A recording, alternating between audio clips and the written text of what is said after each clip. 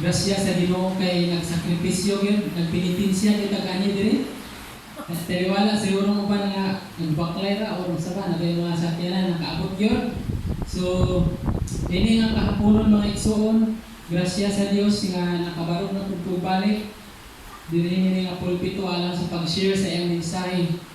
So dugay-dugay na pud ang panahon na wala ko naka-share about sa iyang 7 last words, no? So ang na-assign sa ako is ini una niya na pulong nga gilitok dito sa ibabaw sa cross ang nabitay si Ginoong Jesus. Diingon diri mga igsoon nga, Father, forgive them, for they do not know what they are doing.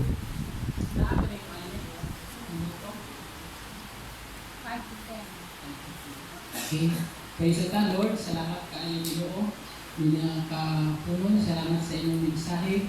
Salamat, Lord, nga akong gina-acknowledge Ginoo nga kung wala ka sa akong pinabuhi, Lord God, wala sa imong pulong karon Ginoo nga akong isulti Ginoo, Lord. Use my mouth, Ginoo, as your speaker, Ginoo, Lord God. Salamat Ginoo sa mensahe sa mag-usap, sa pa sa ako nga mag-share o sa tanan ng mga pamilya, kung mag-bless Ginoo. In Jesus' name I pray. Amen. Kusugan ako ni mga igsoon sa usa ka pangutana. Ngano ka mga igsoon nga kani magid ang pinakauna nga words nga gilitok ni Ginoong Jesus. Father, forgive them, for they do not know what they are doing. Anong dili naman ang katong ikaduha ka katong kang GR na sa to GR? Brad GR? O anong dili man ka kato. So ako kang giuna-una nga mas pinaka-importante ni before to i-follow ang ikaduha nga words nga gi-after sa ni Ginoong Jesus. So sa base mga igsoon sa akong pagsabot yun, kani gid ang dapat unahon kay about ni siya sa forgiveness.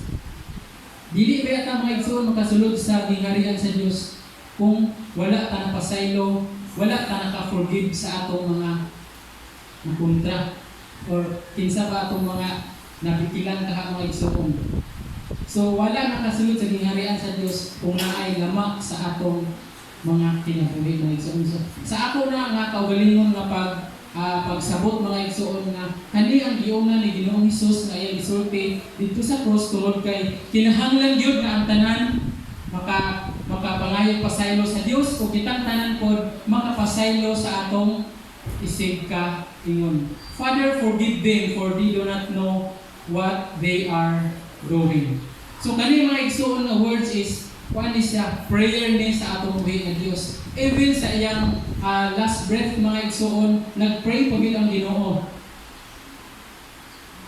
Sa ato siguro maglisod yan nagpray nga kanang sa pagtulong na lang dili ta ka ampo kay tungod sa kapoy. Pag si Ginoong Hesus dili basta-basta iyang gibati ato nga time, pero nagpray pagyapon siya. Sa diniingon na ni Mamitina nga gikan sa 9 o'clock sa gabi ba ito may? Buntag kayo sila sa 12. So nakita nato itong salida nga ng Passion of Christ kung giunsa yun kanang paglatos si Ginoong Hesus sa pagpasan niya adto sa cross na igsoon. But si Jesus Christ naghatag yung example nga taliwala sa tanan kinahanglan yun ang prayer sa atong mga kinabuhi. Gingon diri nga what is Jesus saying in his last hour? Jesus is saying a prayer, a request to God Almighty. So grabe mga igsoon, daliwala nga grabe naging siguro itong debate ni Ginoong Hesus, pero nagitawag niya ang atong amahan na Father, forgive them, for they do not know what they are doing. Jesus' prayer is one of the complete unselfishness. Ang iyang mga pag-ampo ni Ginoong Hesus mga igsoon dili para sa iya. So kumpleto gid mga igsoon nga kani nga prayer is kanang complete unselfishness. Dili daw di ba ato mga prayer kay unahon mo ginato atong kaugalingon og pray before ang uban. Pero si Ginoong Hesus giuna niya ang uban. Ingon diri nga, He is concerned for the people who are responsible for crucifying Him and is asking God to forgive them. So, taliwala mga igsoon sa na-experience ni Ginoong Hesus, ang iyang huna-huna, wala siyang kaugalingon kundi ang iyang huna-huna, huna niya itong mga nag-crucify sa iya. Ang kaluwasan sa katong nag-crucify sa iya, katong nag-persecute sa iya, katong nagbunal o sabay ipanghimo para masakitan si Ginoong Hesus, ang iyang huna-huna mga igsoon puan at itong mga tawhana. Dili huna-huna niya ang iyang kaugalingon.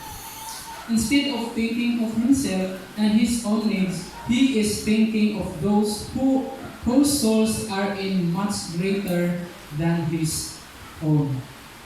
Sa ginaingon na nako mga igsoon nga instead na maghuna-una siya nga maunsa ka ko ani karong pagkahuman na human ko ilansang maunsa ka ko wala siya naguna-una mga igsoon naghuna-una siya ang iyang mga katawhan, ang kaluwasan sa iyong katawhan, mao nga nakalahutay si Ginoong Hesus mga igsoon. So dunay unang abutang mga igsoon nga akong nakita diri nga eksena o diri nga scene. So gingon akong na the first thing I could learn from this word is love mga igsoon.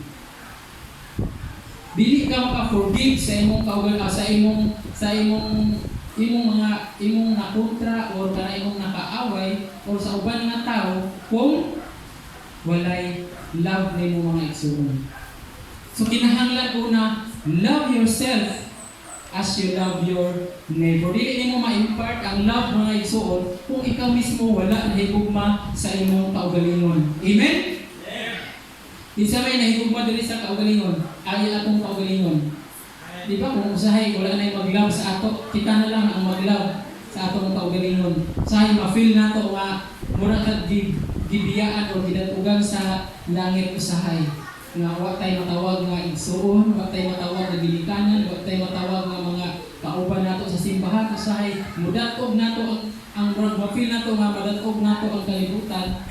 But always remember, God love us so much mga igsoon. So ingon ani mga igsoon kay importante ang katawhan sa Dios. Tingnan man iya yung ipakamatyan. So iya giingon nga kinahanglan gyud nga ang tanan ng mga katawhan makadawat sa forgiveness ug kita mismo makahatag og pasaylo ngadto sa uban mga igsoon. So unang abutang mga igsoon nga nakitaan nako ani is love, ang ikaduha is God is merciful. Please open your Bible sa Psalms 78 verse 38. Say giingon diri about sa ang akong Ginoo is manluyon. Giingon diri, apan manluyon ang Dios sa iyang katawhan. Ipasaylo niya ang ilang mga sala ug wala niya laglaga sila sa makadaghan. Gipugnan niya ang iyang kasuko ug kapumot. Grabe ang Diyos mga igsoon.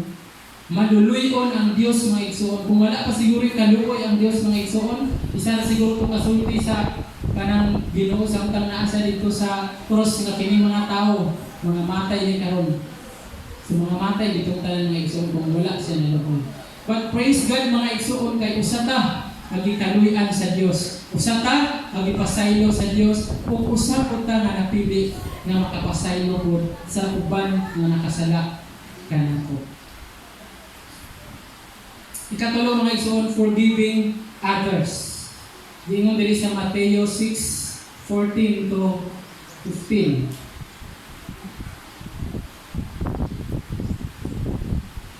Mateo 6:14 to 15. Dingon diri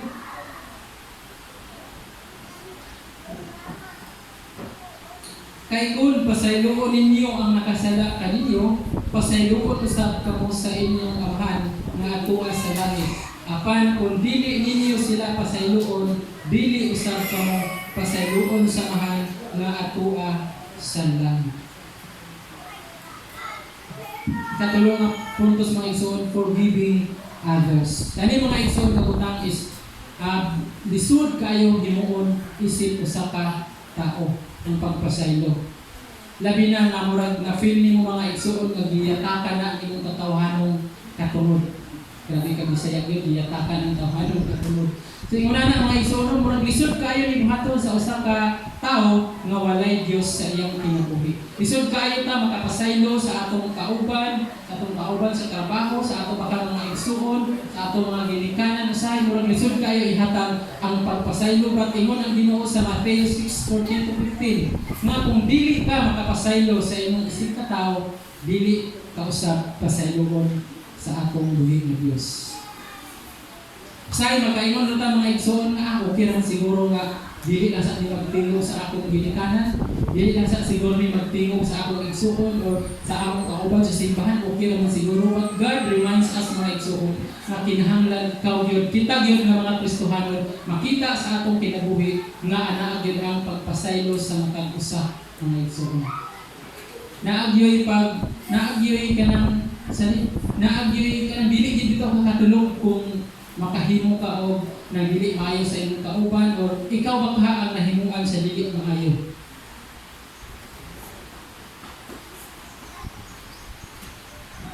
Ka-experience ng mga igsoon kanang nay tawo nga kanang nakita tawo magkaulitan gyud kaayo sa imong kinabuhi.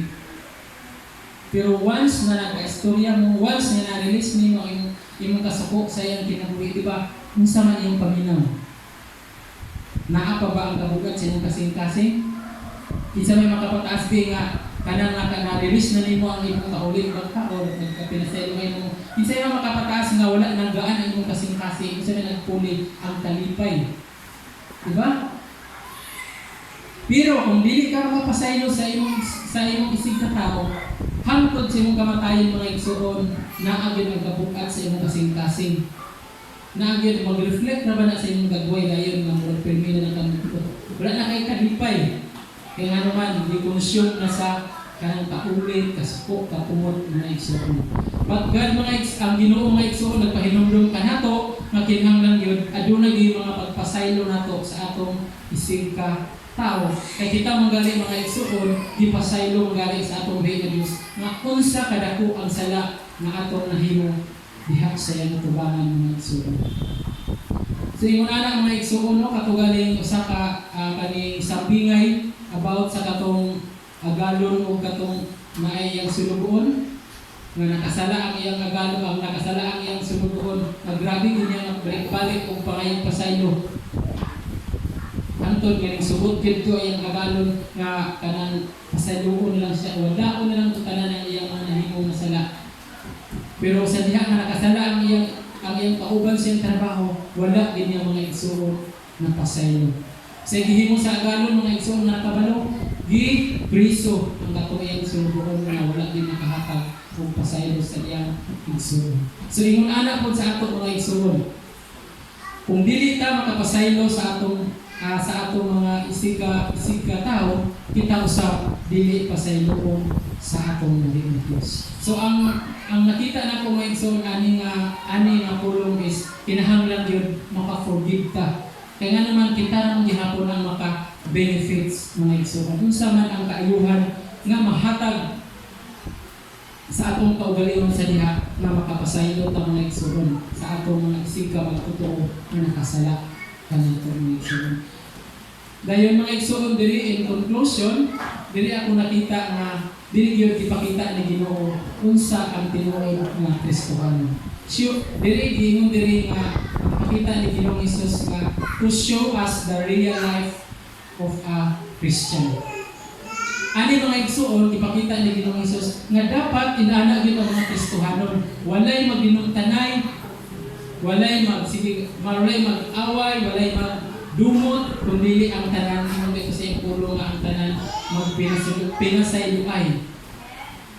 So muna mga igsoon nakita nako diri nga bisag lisod gyud himuon nga makapasaylo ta sa atong isig ka magtotoo or isig ka tawo bag kinahanglan himuon din nato kay gihimo magali ni Ginoo Hesus ang iyang part nga Ginoo siya kita pa ka mga igsoon ng mga ilang mga katawhan mga igsoon. Gipakita pod ni Ginoong Hesus diri mga igsoon unsa ang kinaiya sa Dios. Taliwala sa tanang mga paggagmal sa iyang lawas, sa iyang sa mga ipangbunalan mga igsoon sa iyang lawas. Taliwala ang paghihimo to sa mga tao sa iya, sa mga soldiers ang iya gyapon ipatigbabaw ang iyang kanang kinaiya na malumok mga igsoon. Gihimo nagpadayon gihapon siya sa pagpalansang kaliwala nga murag di na gid niya unsa na kaangiyang gibati ato nga tayo nga nagbitay na siya sa cross mga igsoon. Ipakita gid niya nga dapat ang mga Kristohanon usahay matest ang atong mga kinaiya, ang atong mga karakter. Sa diha nga moabot ang mga nagkalain-lain nga mga struggles, stresses o mga problema, mga trials. Diha makita ang atong mga kinaiya mga igsoon. Labi na gini kung kanang walang-wala nabitaw ka. Diha nga tayo mga igsoon murag init pero may imong ulo.